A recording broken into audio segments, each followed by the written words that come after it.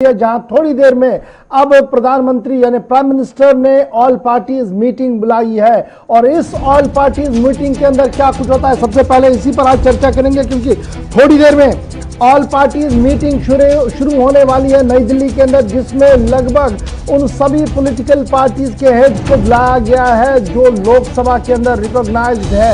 उसके साथ साथ माना जा रहा है कि आज का एजेंडा जो है वो काफी ज्यादा इंपॉर्टेंट है। एक ये कि संसद की कार्रवाई को किस तरीके से आगे बढ़ाया जाए और कुछ कानून ऐसे हैं, कुछ ऑर्डिनेंसेस ऐसे हैं जिन्हें पूरा करना था कानून की शक्ल में। एक तो top of the agenda that, और दूसरी बड़ी बात जो इसमें आ रही है वो ये आ रही है कि चीन के साथ जिस तरीके के मामलात बन रहे हैं और जिस तरीके के बयानात पिछले 24 घंटों के दौरान भारत सरकार की तरफ से दिए गए हैं, यानी एक तरफ से रक्षा मंत्री का बयान है और एक तरफ से होम मिनिस्ट्री का बयान है, उसको लेकर कांग्रेस ने जबरदस्त हल्ला बोला है। ये भी on the top of the agenda हमारे सूत्र बता रहे हैं कि आज एक बड़ी अनाउंसमेंट इस ऑल पार्टीज मीटिंग के बाद हो सकती है। गवर्नमेंट क्या कमिटेड डायरेक्शन और गवर्नमेंट की कमिटमेंट टुवर्ड्स नेशन क्या है, आज इस पर चर्चा होगी। और थोड़ी देर में ये बड़ी मीटिंग दिल्ली के अंदर ऑल पार्टीज मीटिंग जो है वो शुरू होने जा रही है,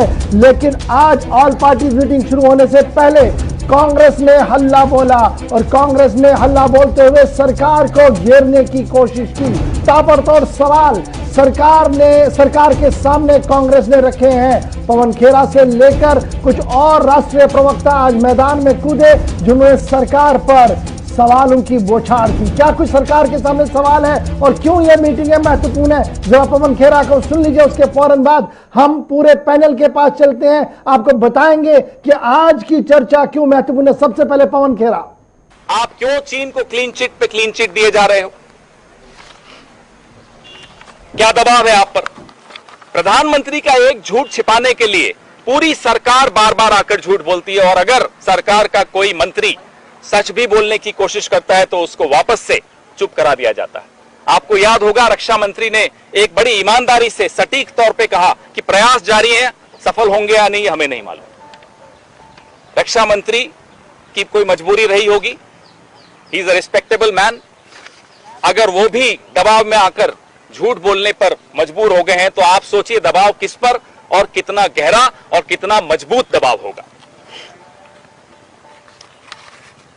सरकार से हम ये उम्मीद करते हैं और मांग करते हैं कि आप स्पष्ट तौर पे बताइए इस देश के एक एक नागरिक को, हम सब जानना चाहते हैं यथास्थिति स्टेटस को एंटी एज ऑन अप्रैल 2020 है या नहीं।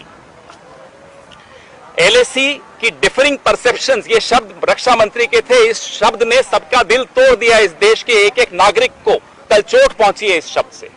There are no differing perceptions of the LAC. The LAC is clearly marked in our military maps. Bharat के सैन्य नक्शे पर LAC बहुत अच्छी तरह से रेखांकित है।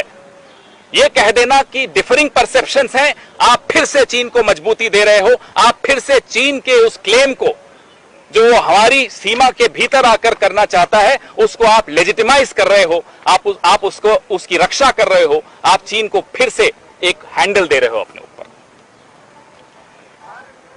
हम ये दो शब्द सुनना चाहते थे सरकार से, लेकिन उसकी बजाय कुछ और ही शब्द निकल कर आ रहे हैं।